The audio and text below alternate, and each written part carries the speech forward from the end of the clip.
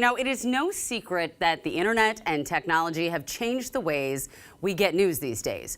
Some would say that the news industry is facing some serious problems. I would agree to that. In fact, in her new book, Byline, How Local Journalists Can Improve the Global News Industry and Change the World, author Cristi Hegranes says journalism is in a crisis and we do have the tools to fix it. So Cristi joins me now. I'm so glad to have you here today. Thank you so much. So in your words, your own words, where do you think we are in the state of journalism today? You know, I think that we are at a very hopeful precipice, actually. Okay. I'm glad to hear it because I have not been of that thought, so please share. So my organization, Global Press, for the last 17 years, we have been training and employing local women journalists in some of the least covered parts of the world. I love this. And what we've learned from doing that is two really important things. One is that reporters with the proximity and the access to their local communities just must become the storytellers of record. We have to invest in, rely on, and build trust with our local news organizations. Yes. The second thing that we know is that audience demand for local news is high. News consumers want news produced by people close to those communities because we know the consequences of parachute journalism or journalism produced from afar. It gives us a really inadequate and inaccurate view of the world. I try to tell this to people all the time. I say, you know, turn off your cable news in the sense because we're the ones who are at your grocery store. We're the ones you hold accountable. So we're going to tell you exactly what we're seeing in your community. And I think local news is more important than ever. I think we saw that in the pandemic.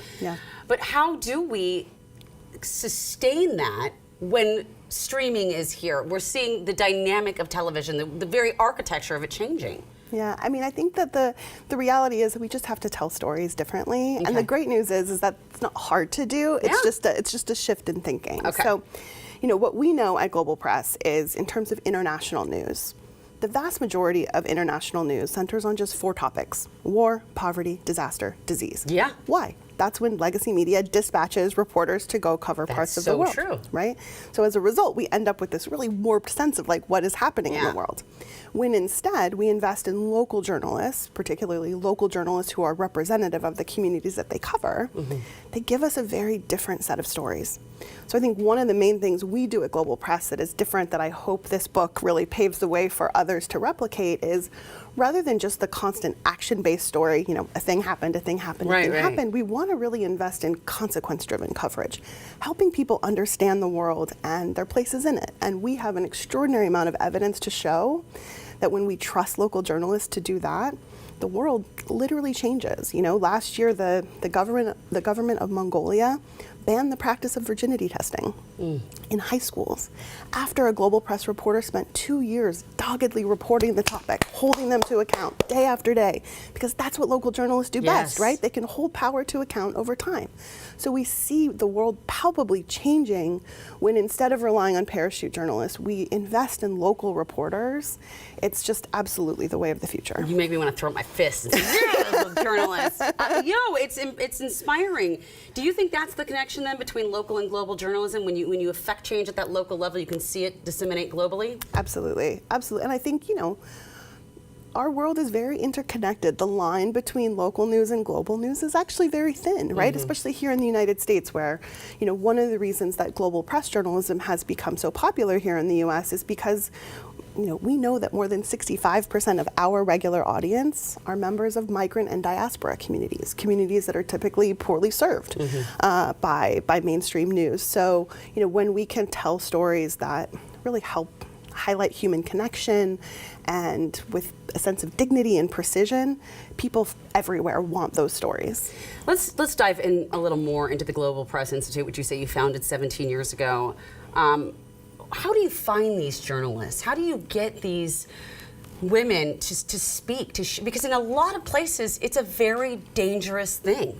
It definitely is. So, like, here's the good news. The world is full of exceptional local journalists, right? That's great and news. When we go into a place like Zimbabwe or Mexico or Democratic Republic of Congo, we're going to get hundreds, if not thousands, of applications for just a few training spots. Yes. I love this. There is often, I think, a false relationship or a false correlation between journalism and democracy. But the reality is independent, incredible storytelling happens everywhere. Yeah. And so when we go into a new country or new place, the hardest part is selecting, not finding, but actually selecting from the many who apply.